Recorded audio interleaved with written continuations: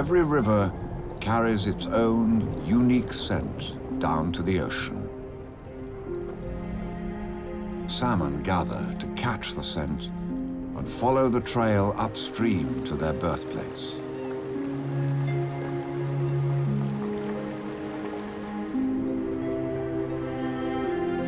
In Alaska, the fresh water that feeds the rivers is snowmelt from North America's highest mountains. But under many of these ice-covered peaks, a furnace burns fiercely. For these are also North America's most active volcanoes. Time and again over the centuries they have erupted, turning the crystal clear river waters black and poisonous. Scientists have only just begun to piece together what might have happened nearly 2,000 years ago, when one population of salmon faced the death of their natal river and were forced back to the open ocean on an extraordinary adventure, leaving behind an amazing legacy.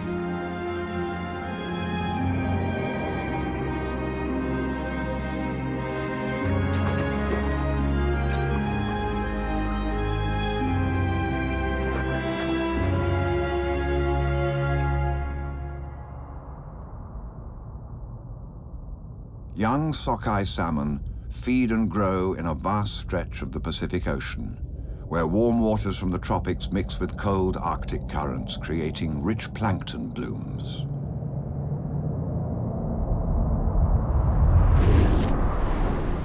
But when they are 5 years old, instinct draws them back to the Alaskan coast. They gather in large shoals, each salmon seeking the scent of its native river.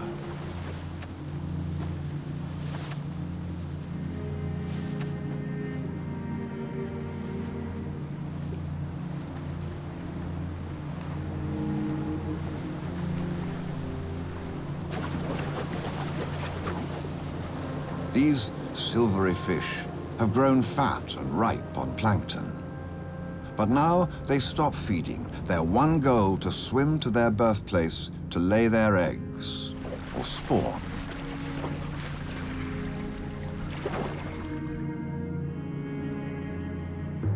But the ocean is not as clear as it should be. The water carries with it a faint scent of sulfur.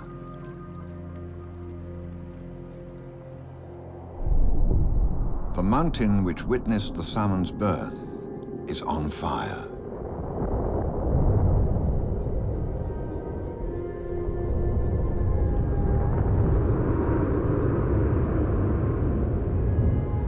The remote Alaskan peninsula lies on the Ring of Fire.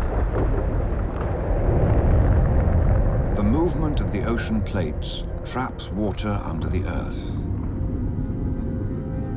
Heated under pressure, the water turns into gas and escapes through any crack it can find. This area is still highly volatile today. The volcanic activity, dating techniques, and genetics make it possible to recreate the story of one population of salmon as their world began to fall apart nearly 2,000 years ago.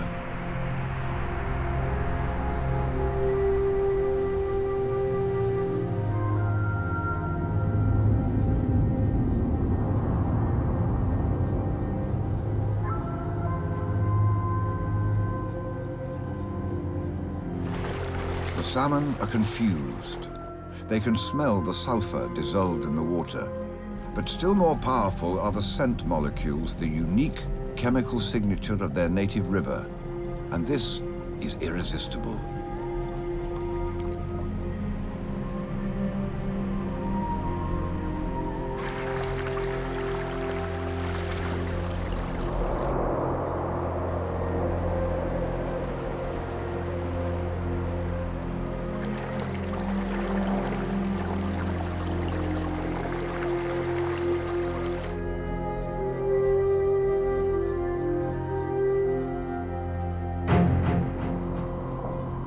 upstream, a thick sludge of black ash is heading their way.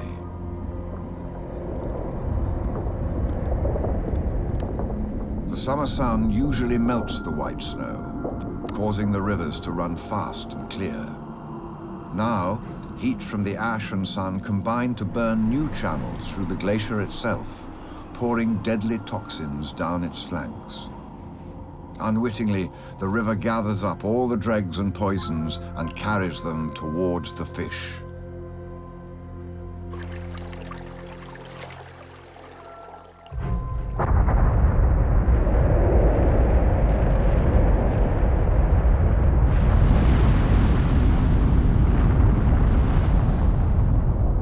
By now, the whole valley stinks of death. Too late for some. Luckily, downstream, a few latecomers heed the warning signs and slowly turn back. They have no choice but to retrace their journey back to the open ocean. It's not so much that they sense danger, but that the fresh water signal drawing them in has been switched off. With many of their number dead, these are now lost salmon, with no sense of direction, yet the urge to breed is still powerful. Incredibly, each individual salmon begins a lonely quest, hugging the coast, instinct driving them to begin again and seek out the scent of fresh water.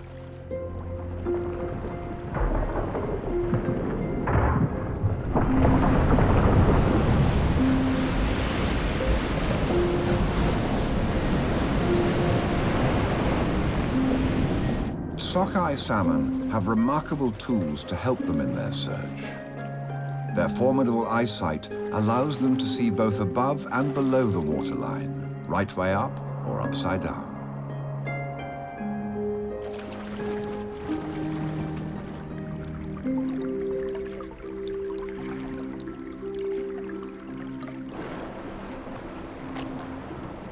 The volcanic ash has stirred up the ocean, stimulating the growth of plankton and encouraging clouds of stinging jellyfish to bloom.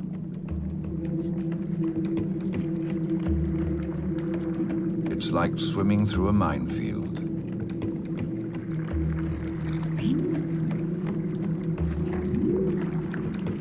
But the highly sensitive salmon can actually smell these jellyfish and so avoid their deadly tentacles.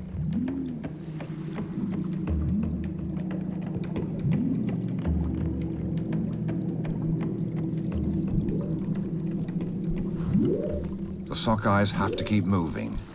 It's only in the short summer season, when the sun melts the glaciers, that the rivers run deep enough for the salmon to swim upstream. This sockeye has swum all the way to a sweet-smelling river, only to find it impassable.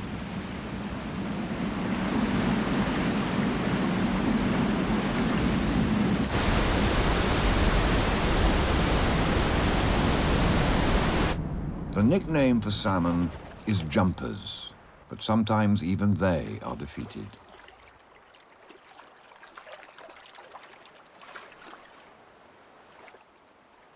They never stop to feed or sleep. They're programmed to find fresh water or die trying.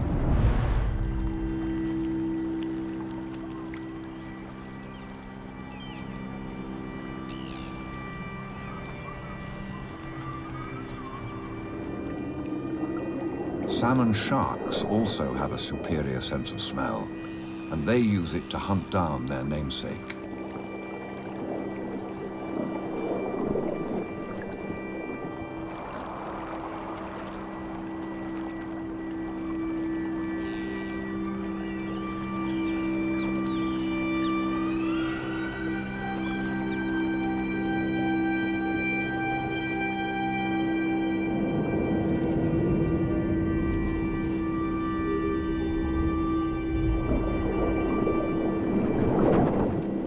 The oily scent of the salmon's skin gives them away, and the sharks lock in.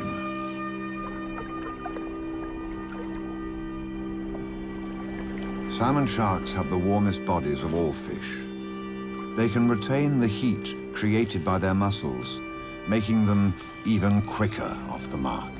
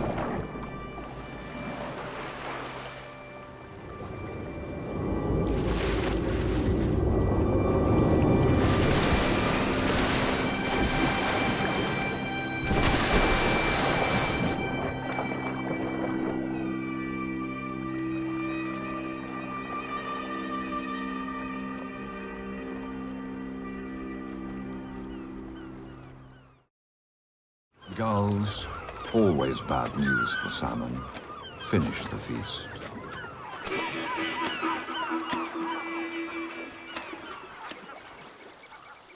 The survivors just keep moving on.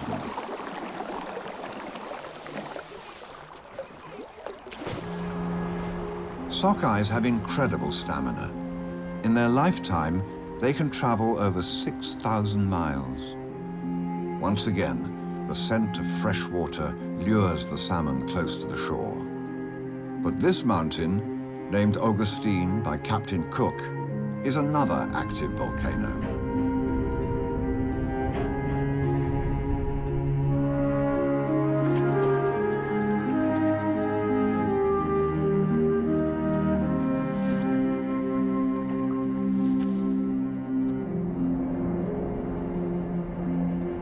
Rain clouds condense on its summit, but its internal furnace prevents ice from forming or snow from settling. On Augustine's steep slopes, there are no quiet backwaters where sockeyes can breed and no river valleys up which they can travel.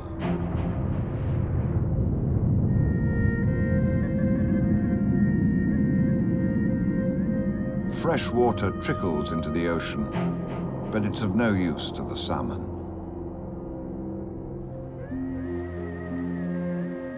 Because all these travelers are after the same thing, their numbers are beginning to swell.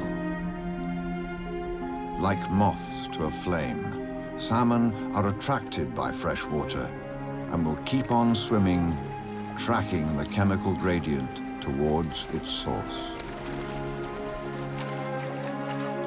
Several miles on, and once again, the salmon's nemesis is waiting.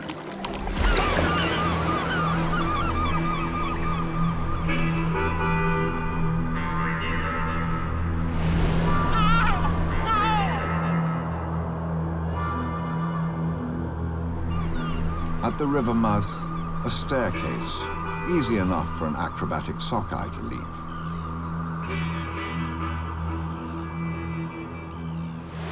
And the tantalizing scent of fresh water gushing towards them.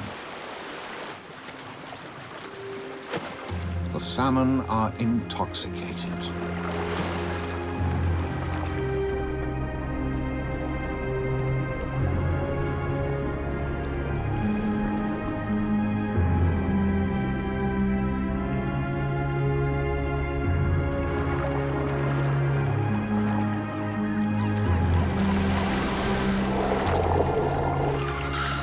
There are so many salmon because the travelers have been joined by another population of sockeye whose river this is.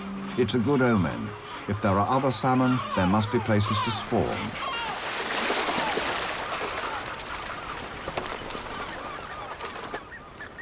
The two populations look alike, only their genes tell them apart. But they run the gauntlet as one.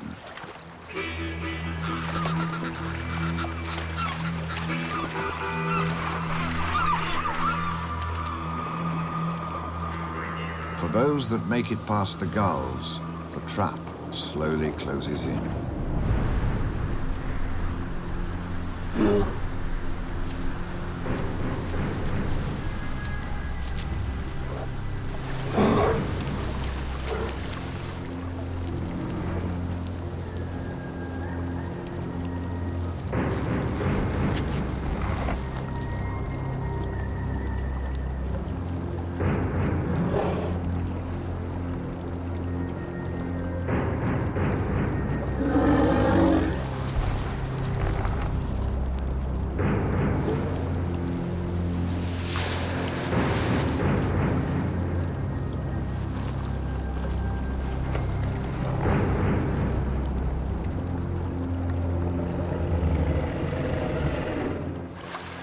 The tide is already turning against the salmon.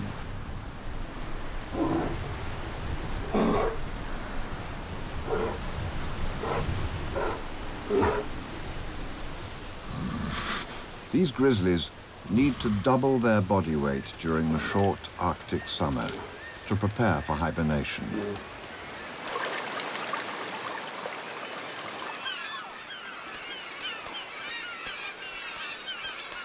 With the tide falling back, the salmon are especially vulnerable in shallow water.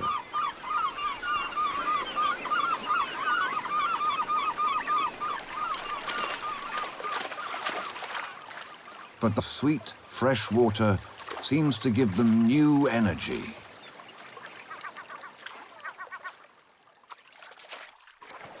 Luring them on towards danger.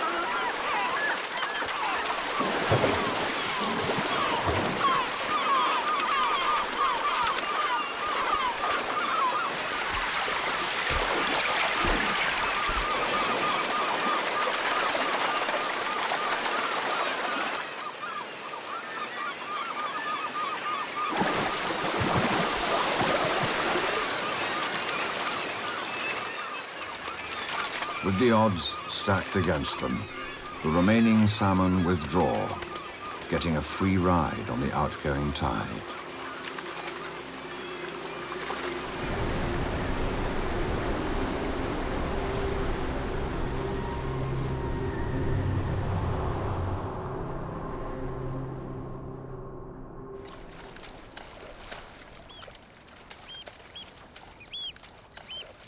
A few young grizzlies follow the floundering fish back out to sea, with Mum tagging along behind.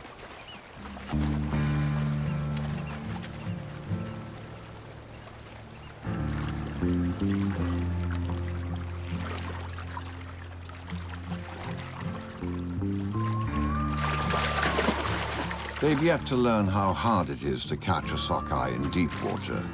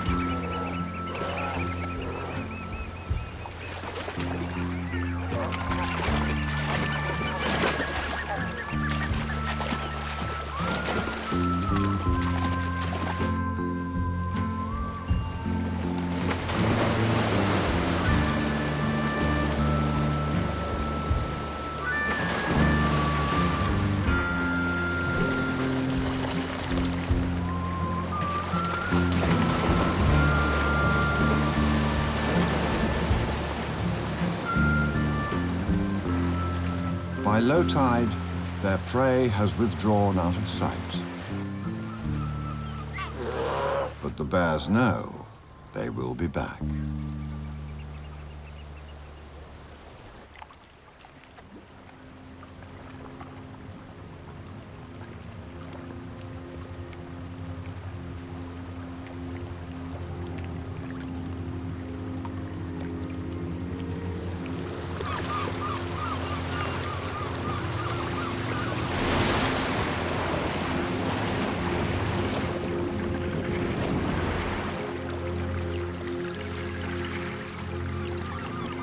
As the salmon begin to mass at the foot of the staircase, this adult male, in prime position, keeps stock still, so not to panic the shoal.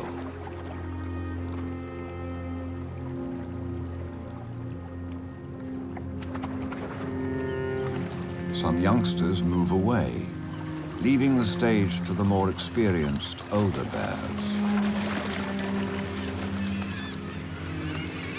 The gulls gather again in anticipation. The salmon use the deeper water to retake lost ground and get closer to the stairs. More bears grab a fish and leave, but it makes little difference to the remaining salmon. To reach the river, they have to get up the stairs, and on every step an adult female is ready.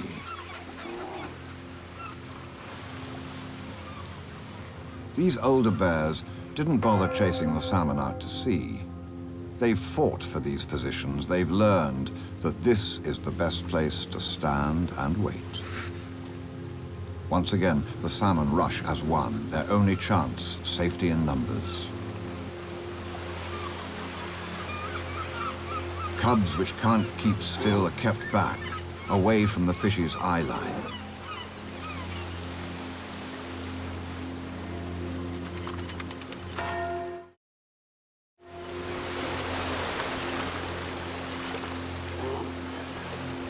Once the salmon are running, the females let the cubs join the free-for-all. With so many fish, it's all too easy for the bears.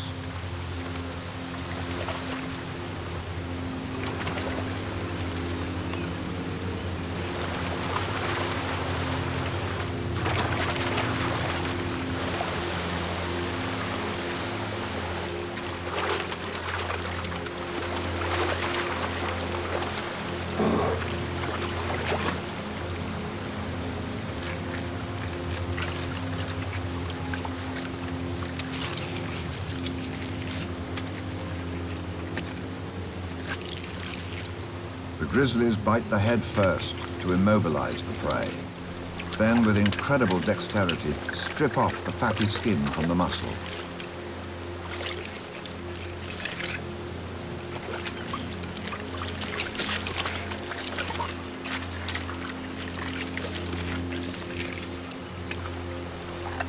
They abandon the flesh.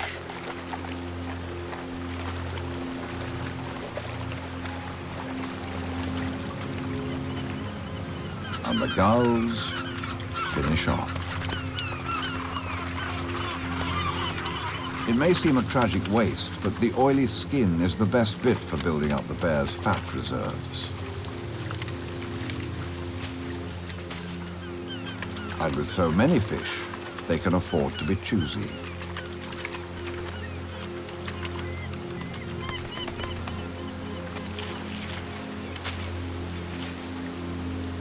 For the bears, it is gluttony.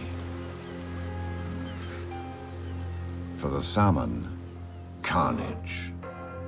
The end of the road for so many intrepid travelers. Yet because there are so many salmon, they keep on coming. And some make it past the first hurdle. They push on hard, stretching every sinew.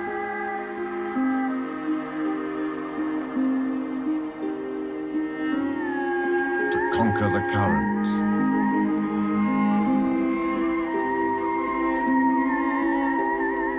To leap the steps.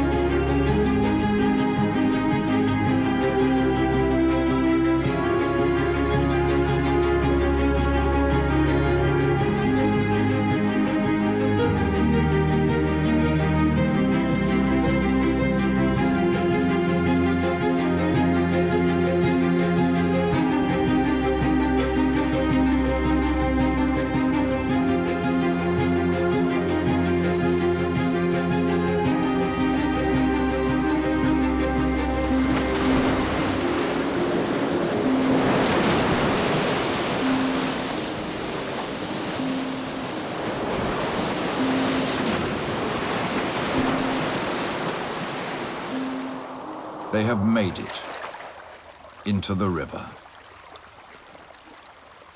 And now these feisty fish must swim on into the unknown. Their journey is far from over. Unlike other salmon, sockeyes don't lay their eggs in flowing streams or rivers. They keep on going for miles until they find a calm backwater, a pool or lake. The Native Americans named this river Anyakchak, the way out, and its wide riverbed suggests that it has seen more turbulent times.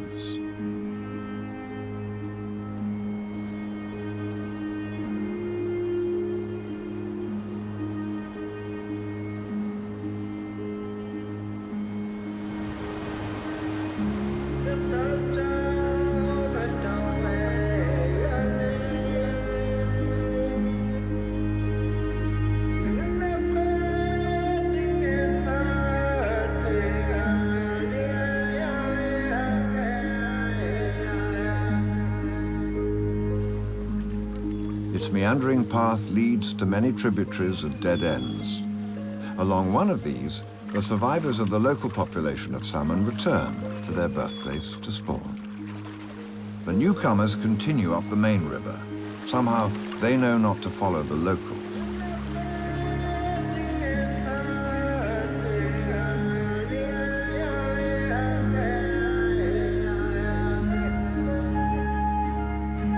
They swim on in uncharted waters. Ahead of them lies Anyakchak, the volcano after which the river is named.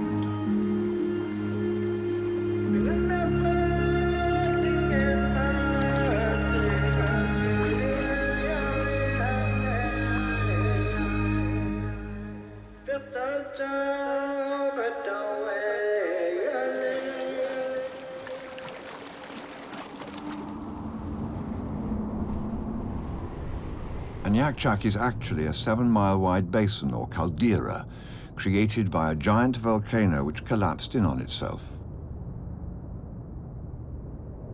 At the time of this story, the caldera is filled with a vast frozen lake over 300 feet deep. Hidden under the layer of ice are thousands of tons of water and several more volcanic cones, which erupt in turn. Anyakchak is the most active volcano in the Alaskan Peninsula.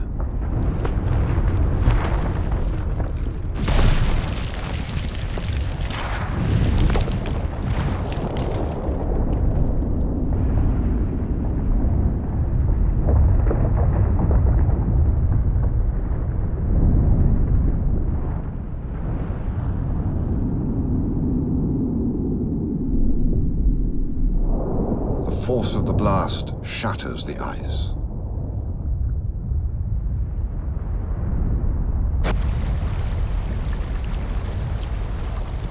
The wind blows the poisonous fumes away from the fish in the river, so they don't smell the danger.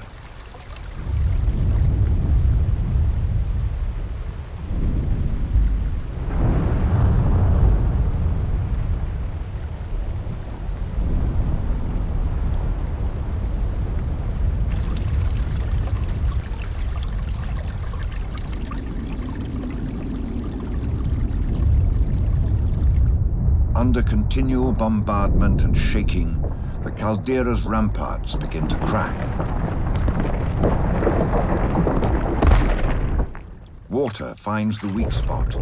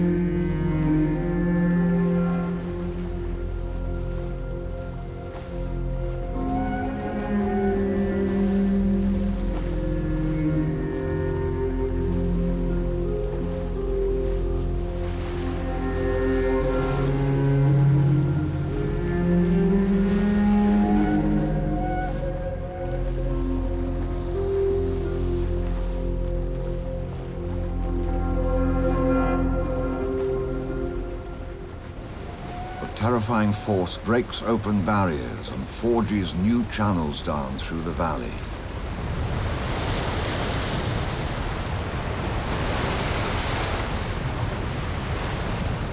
It grabs every living thing in its path.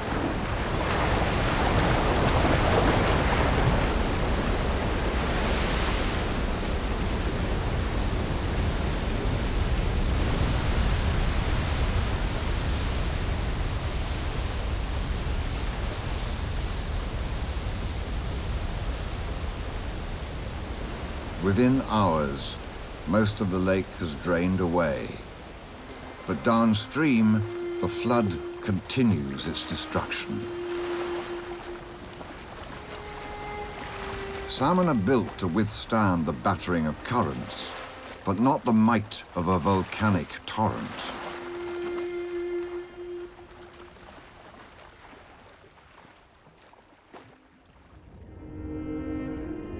Anyakchak, the way out, has once again recreated the landscape.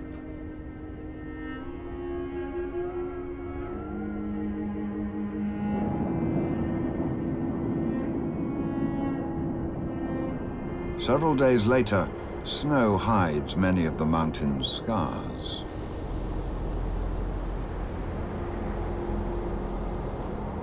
And the bulk of the floodwater has disappeared into the sea. But it has left behind a whole new floodplain of meanders and backwaters and dead-end pools. And into some of these, it flung the salmon.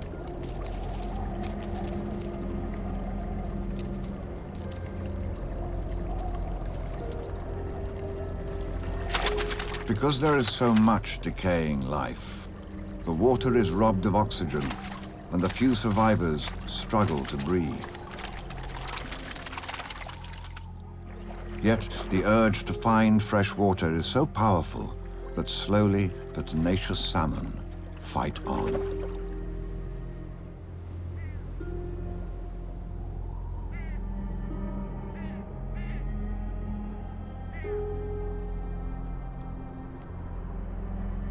Battered and bruised, they gradually begin to regroup. They swim on, past skulls of their old enemy, the bear.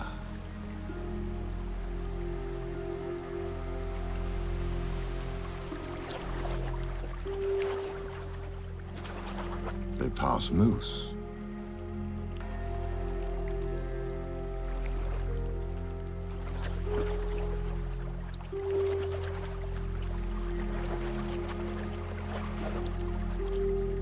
The cataclysm has even unearthed the remains of a giant from an earlier age, a woolly mammoth tusk.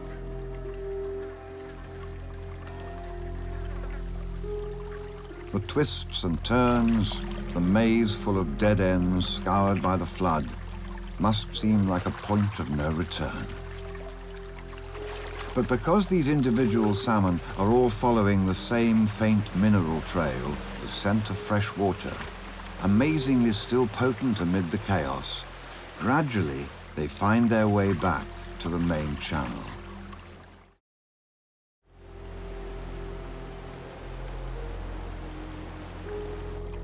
Now another ticking clock begins to work against them, their biological clock. They have lost a lot of time. During prolonged contact with fresh water, their heads begin to turn green, their bodies red.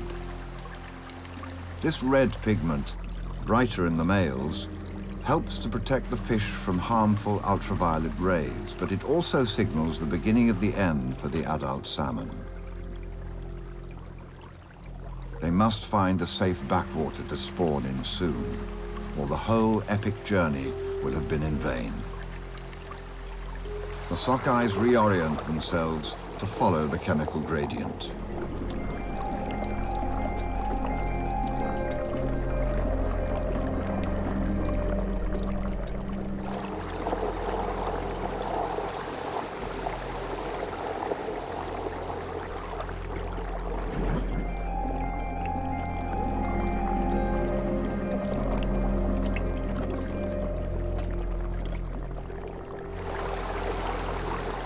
The call of fresh water seems to be coming from the center of the ravaged volcano itself.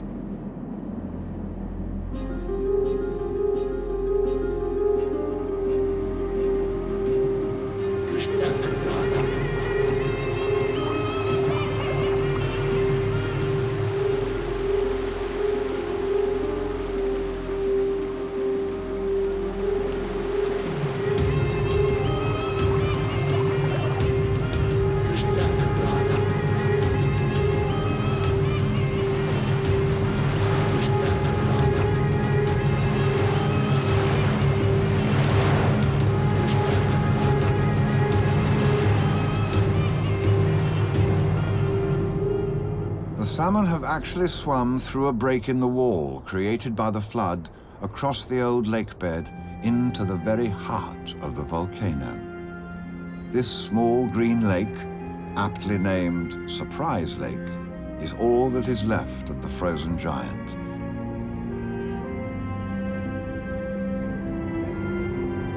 The volcano has calmed down, but the emerald water suggests that the lake is poisonous. Is journey's end for the salmon yet another dead end? Surprise Lake collects rainwater from the caldera walls. The water gathers up a cocktail of volcanic poisons and enters the lake hot, acidified, and toxic with minerals.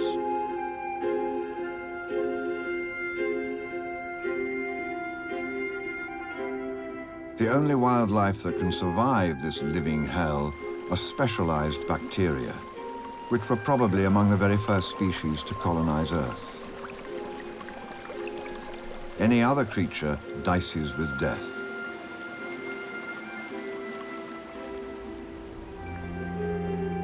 And yet this is where the Sockeyes have come to swim and lay their eggs. Surprise Lake hides a secret. Despite the poisonous cocktail, in some parts there's enough oxygen for salmon to breathe, even for plankton to grow. The salmon need to avoid the poisonous murk and find the source of fresh, oxygenated water.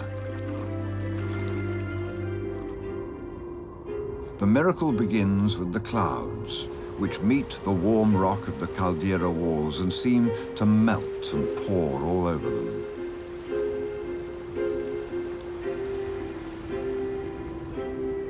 The clouds condense into droplets and seep through the rock. In some parts, the water picks up poisons, but in others, the ancient rock filters the water from the snow-white clouds, making it even purer and sweeter.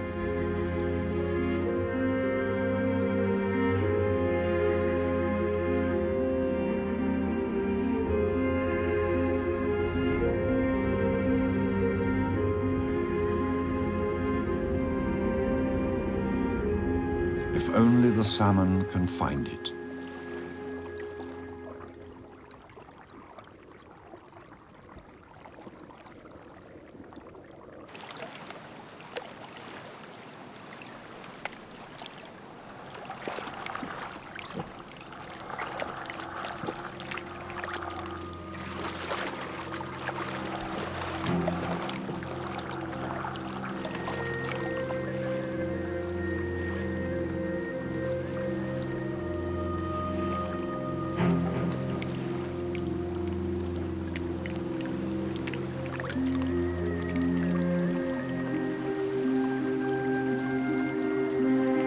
This is the source. Fresh, clean, fully oxygenated water flows through a crack in the walls into the toxic hell of Surprise Lake.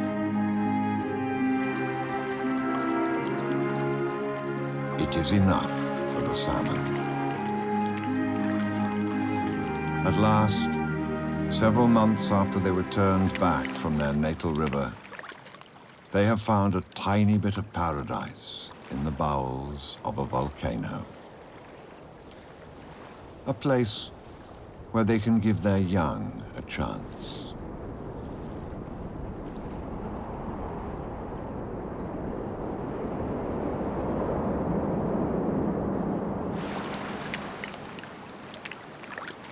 their appearance continues to change. The males develop hooked jaws, ready to do battle.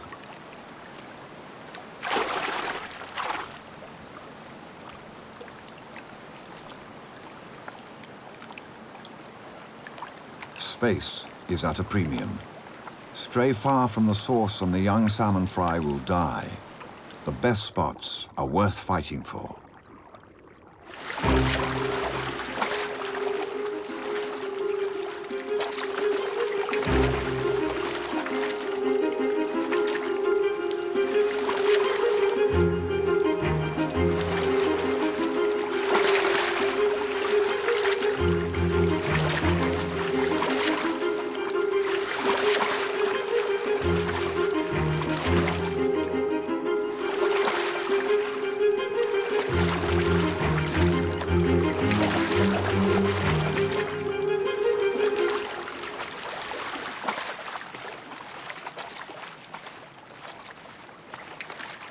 The smaller, duller female chooses the winner.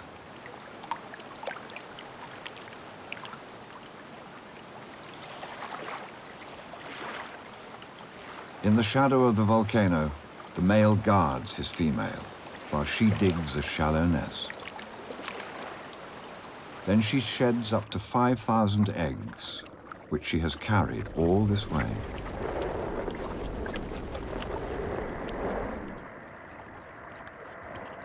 The male covers them in clouds of sperm, and the female quickly buries them. Their quest complete, their bodies spent, the adult salmon start to deteriorate. They've kept going for thousands of miles, but the minute they've spawned, they begin to die. Alerted by the strange splashing, a red fox moves in to investigate.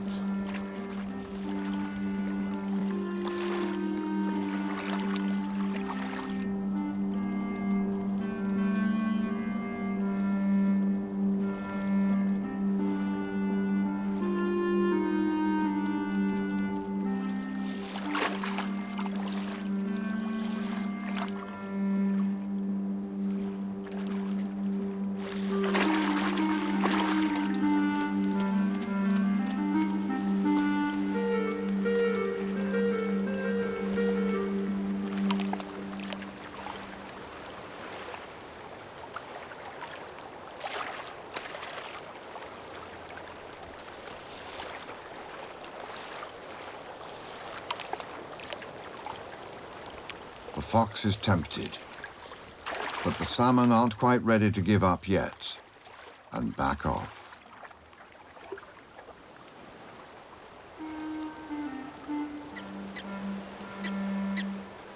A hapless ground squirrel diverts the predator.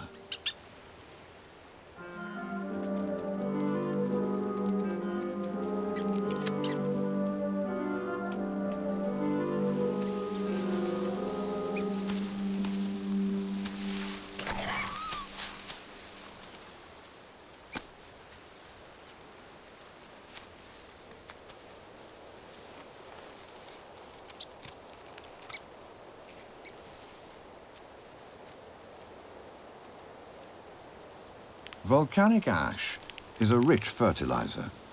Grass grows quickly and nature moves in to fill the void created by the flood.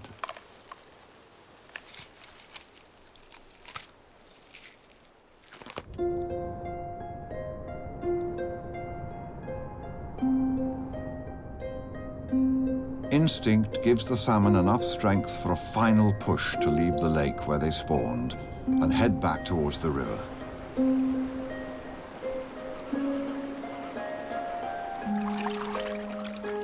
It's best not to draw attention to their eggs, for as their bodies continue to fall apart, the predators and scavengers will find them.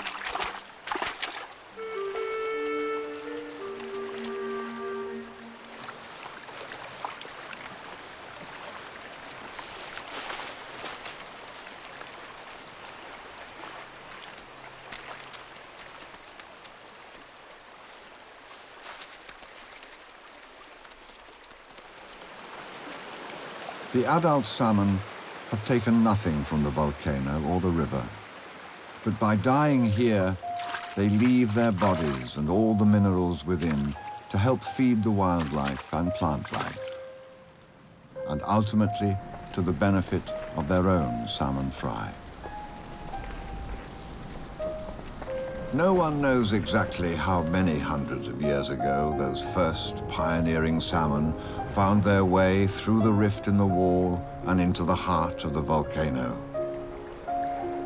But we know they did, because each year new salmon fry hatch out in Surprise Lake.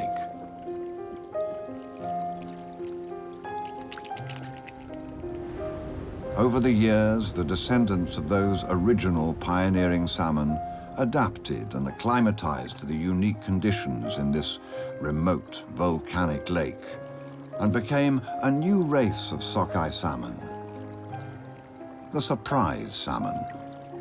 The young fry feed and grow for 2 years while the unique smell of Surprise Lake is imprinted on their brain. Then they head downstream, retracing the route of their ancestors back to the sea. Not all of them will make it.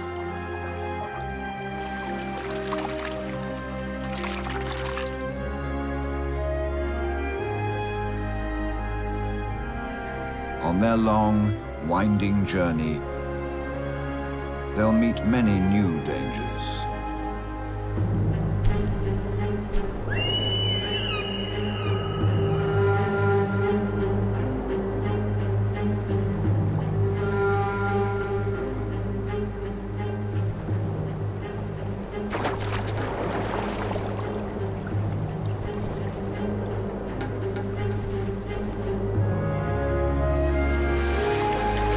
Until, at 5 years old, they are ready to face the ultimate challenge. Each year, the adults attempt the same incredible journey back to the heart of the volcano, allowing us to unlock the secrets of those first pioneering salmon, which found Surprise Lake, gave it life, and made it their final resting place.